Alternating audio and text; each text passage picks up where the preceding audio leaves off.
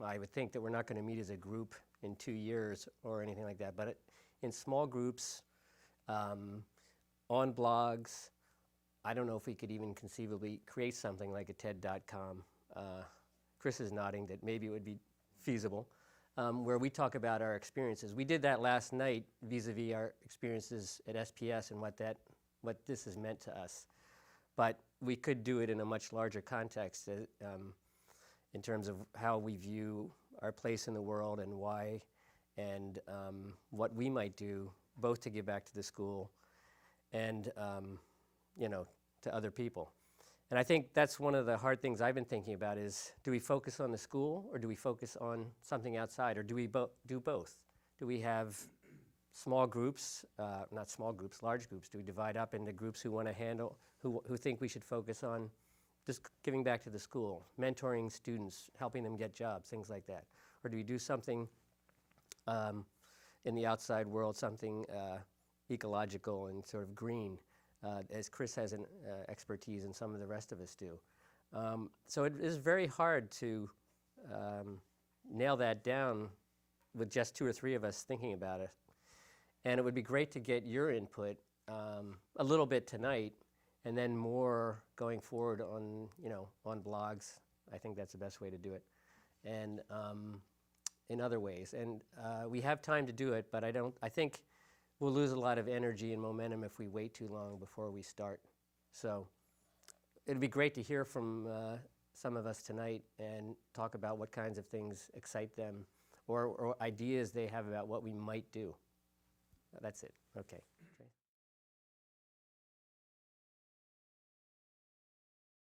Okay, well, in my new role, I see myself as being sort of a listening post, an enabler, and I just wanted to share with you that I stepped out a little bit and told Bob Ratu and the rector that this was something that we were working on. It's very inchoate, it's amorphous, but one of the things that I've observed over the last couple of years in the financial meltdown and the problem that we in the States are going through, what we're going through in the world is, my question is, at different times you've had the world's greatest generation, you've had people step up for civil rights. I think we have some real challenges in front of us, and I think we're in a position actually to step up to that. I think we're in an incredibly privileged world that we live in. We were blessed by the education at St. Paul's. We were blessed by this brotherhood that we created in our own crucible, which actually, when you compare it to what goes on in the rest of the world, was kind of small-time stuff, but it was important to us. And I'd like to see if we can. I used the word a little bit before. I think that one of the things that bothers me about this financial meltdown is there didn't seem to be anybody taking responsibility for anything. And there's a word that comes from, a long time ago, noblesse oblige. And I think for everything that's been given to us, when you walk around this school, you appreciate what generations have given. We need to step up. I have no idea how to do that, but when Chris spoke about his interest in seeing if we can do something more than money, it certainly excited me. And so I think none of us have anything more than the desire to start a conversation to see if we can build some sort of consensus around that. So, Chris, do you want to speak? Or anybody else want to speak? Anybody want to take the microphone? Okay, great, Stick.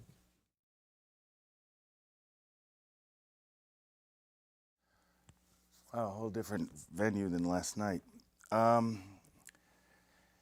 will leave it to those more technically and artistically and other savvy than myself to figure out how we do this, but I have so much enjoyed the emails of the last 6 months.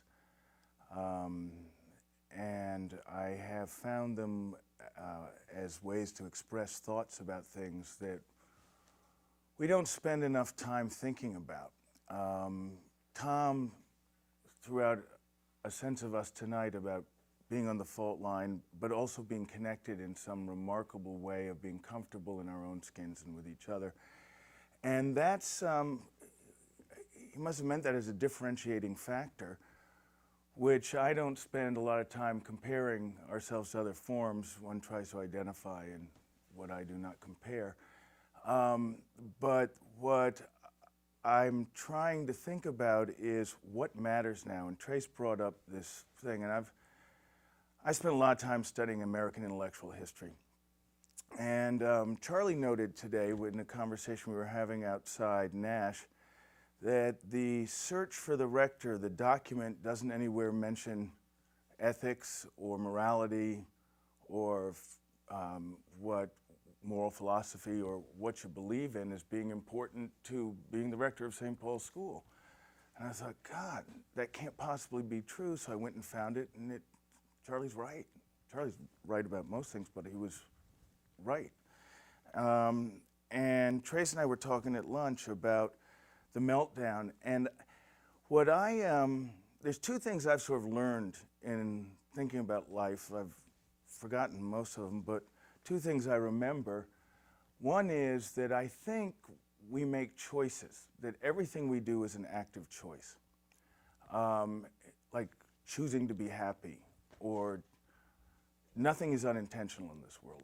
We choose things. There are no coincidences. Things don't happen to us. None of us are victims. Even though we may feel sorry for ourselves at different points in time, we're not victims. Shit happens, but by and large, we bring 99% of that upon ourselves. And shit has really happened to this country. I should probably not use terms like that if I'm on film. But stuff has really happened to this country and to the world in the last few years. And I think Trey's right, nobody's accepted responsibility for it.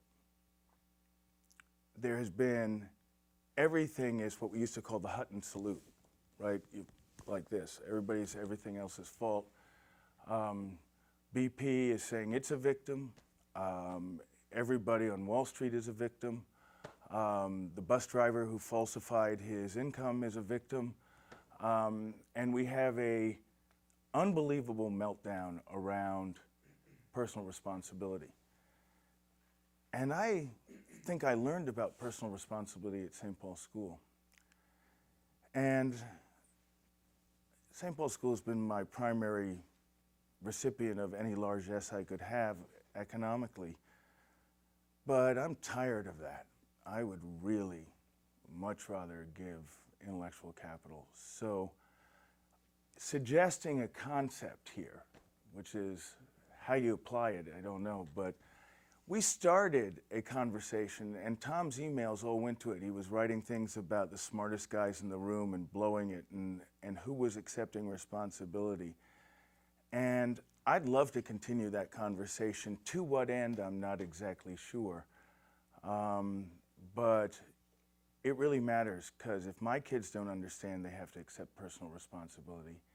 And if they also don't understand, on the other side, they can choose to be happy. I failed. And our generation has failed if all our kids don't understand stuff like that. But that's one man's opinion. So I leave it to others to give theirs, and thank you for your time.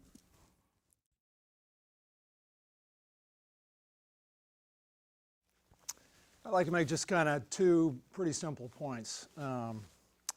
First is, believe it or not, we are now the wisdom. And the second is, at least through some personal experiences I've had, a lesson I've learned is the way to get best motivated to give back and to really enjoy it the most is to achieve some kind of really personal connection in some kind of process to do that. So, you know, on the first point, I mean, it's pretty basic and obvious, but, you know, I think both because the kids are mostly out of the house, because most of us, you know, have kind of earned a living now. We have the time, we have some resources. You know, this is the time. This is the time to share wisdom. And, you know, really from folks a few years younger than us to maybe 10 or 15 years older. I mean, that's kind of the window, guys. So, you know, if we're gonna share wisdom, you know, contribute something to the younger generations, now is the time. So on the second point, actually Trace asked me to share a little bit about my family charity foundation, which I think some of you, or many of you probably read about a little bit in emails, but I'm going to use it really not as a promotion and not for any reason other than, you know, kind of what it's meant to me, and that I think that relates to, you know, what we all want to do here. You know, one of my older daughter spent a year in Cairo and got involved in an aid group there, helping refugees mainly from Darfur, Sudan, and also from Eritrea and Somalia and Ethiopia and now from Iraq. And, you know, we started, and really we're just doing the small stuff, kind of filling in the cracks where the bigger aid that UN and other folks fell down, didn't have enough money. And so it's really small scale stuff, micro medical, micro educational grants. At first we started just doing it ourselves, you know, out of the family budget, and then started raising money and helping folks. But stuff there is cheap. I mean, for example, cataract operation, let somebody see again for like $400, you know, as an example. Lots of, you know, horrible stories, you know, rape victims, torture, abuse, you know, people lost limbs, burn victims, et cetera, et cetera. But, you know, doing all that, I mean, man, that feels good. And the reason I think it feels good is because, you know, we feel personal, you know, there's a real personal connection, you know, it's like something I did, we did. I mean, man, that's one of the best things I think at this point in our lives we can do, or one of the best feelings you can achieve. So, you know, how does that apply to us here? You know, my feeling is it would be great to find, and it's not, this is not easy, okay? So, but great to find some ways that each of us can get some kind of more personal connection with the school, with students, with, you know, any way we can do it, and there may be many ways. You know, just sort of one thought, for example, you know, maybe at some level of financial support, maybe you could be, you know, the primary sponsor of someone on financial aid, you know, that you're kind of their person. And, you know, we don't want to be bothering the students a whole lot, but maybe, you know, once or twice a year or something. I mean, maybe you kind of check in, see, you know, have some kind of dialogue. And there may be other ways, you know, like wisdom that we can impart from whatever our various experiences are. But I would just think that if we can find that personal connection somehow, that will be lasting for us and for, you know, folks out into the future. So.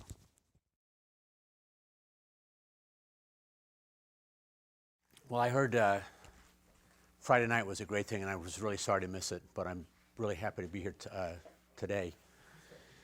My business school class at its 25th had a wonderful time together, and long story short, made a commitment, and then over the following 3 or 4 years formed a fund which has since, I guess that was about 5 years ago, has since raised over $500,000 and given it to various causes around the world with the idea of alleviating world hunger. The root of that was the good times that were had together. So that was one way of expressing that. And it didn't happen without a great deal of debate as to how it should happen. That said, though, one of the things I had literally forgotten until seeing the movie about our time at SPS was the love sculpture. That, to me, was an iconic, wonderful encapsulation of what our time together was and in fact still is. And it was, to me, it's so powerful because it's physical, It was in the middle of the campus. It was colorful. It was big. It was a surprise. I don't know if you all remember. I mean, it was certainly a surprise to me. Showing up that morning and going to chapel, going, "Holy shit! Will you look at that?" Right? It was really cool. I'm wondering, and this is again a vague thought, if we couldn't imagine as part of what we're thinking about doing something like that again on our 50th. Could we do a physical representation on the campus of who and what we are and what we are together? I think, and could we build around that, I don't know, events? You know, could we build more around that where we really are? And this could be the culmination of a long process. Obviously, it will be the culmination of a long process after 10 years. But I'm thinking it'd be great to think of, hey, we're going to put we're going to put on a show, or we're going to put up a sculpture, or we're going to do something on that weekend. And working up to that, of course, we have to build up processes, and we have to do the blogs, and we have to work together. But I think it'd be great to think in terms of staging something, putting something up. It'd be a nice way to focus what it is that we're trying to do.